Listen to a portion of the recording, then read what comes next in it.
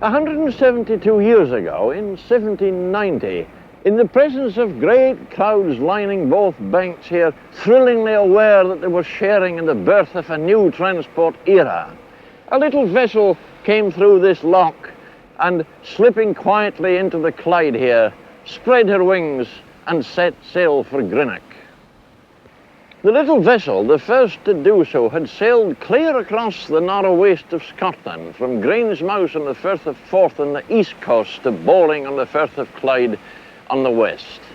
The great Forth and Clyde Canal was in business, and everybody present then, the navigators or navvies who built the canal, the engineers who designed it, the people who bought shares in the canal company, felt that they had done something notable for posterity. But today, posterity's answer, when it's printable at all, is a raspberry.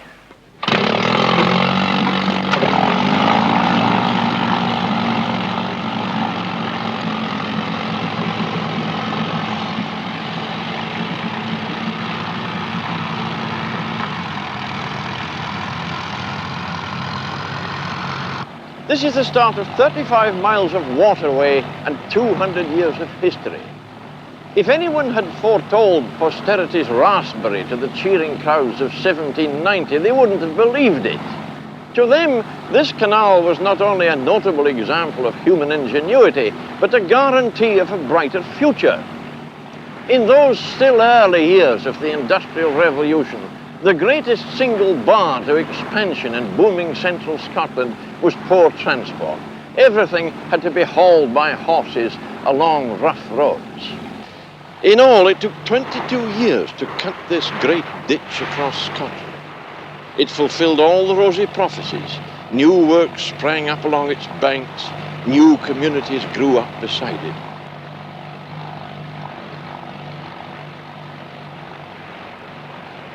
There are 39 locks like this between Bowling and Grangemouth, which explains why the journey took so long.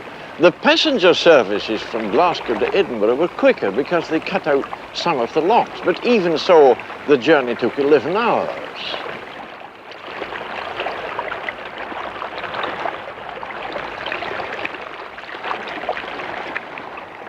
In the pre-railway days, there was a considerable passenger traffic on the canal. There were even night boats with sleeping cabins.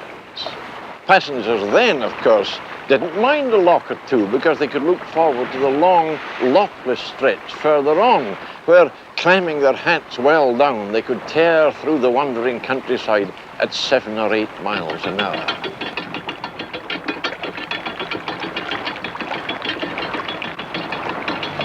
There were for a time experimental light craft called flyboats, which could reach the dizzy speed of 15 miles an hour. But these had to be withdrawn because of wash damage to the canal banks. In any case, of course, passenger trade died almost overnight when the Glasgow to Edinburgh Railway was opened. Freight traffic suffered a slower decline. The sizable barges and freighters on this fairly wide waterway could compete well enough with the early trains, but as railways improved, canal freight dropped steadily from the 3 million tons of the peak year, 1868. As steam and petrol lorries multiplied on modern roads, the decline became catastrophic for canal shareholders. The railway started the process, but it was the internal combustion engine that brought about this final empty desolation. Looking at this desolate waterway now, it's hard to imagine what it was like in the great days. But it's not so hard for me because I can remember the tail end of those great days, just before the First World War, when every basin was crammed, when every lock had its queue of waiting craft, and every bargee's pub from Grangemouth to Bowling did a roaring trade, and roaring at closing time was the word. When I was a boy here in Glasgow, this canal where it leaves the city was adventure, all the more desirable because it was forbidden. Bargees, middle-class adults led us to believe, were the lowest form of animal life. But what admirable and enviable men they seemed to a boy of 10. Great, strong, nut-brown fellows with rough voices, living, it seemed, a life of adventure. Just to see one was worth the journey out. But there were the memorable occasions when two bargees disputing priority argued the matter out. That's when young vocabularies could be excitingly and fruitily enlarged. And by the way, bargees' sons, enviably adult, were age for age certainly the most formidable form of animal life known to a middle-class boy. The bargee's successor is the lorry driver, and nowadays across the breadth of Scotland, thousands of them, thousands of car drivers and bus passengers curse this waterway. It cuts across every north-south road, big and little. In its whole length, this canal now has 40 bridges, and at some busy points, traffic jams a mile long can build up while a bridge is swung open to let small craft through.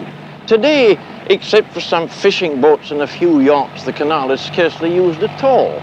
Last year it carried only 500 tons of freight, the cargo of one small ship. Essential new swing bridges near Denny and Falkirk would cost £320,000 each, but ordinary new bridges there would cost only £20,000. These are some of the reasons why the main Forth and Clyde Canal, like this Monkland branch here, is to be closed to navigation.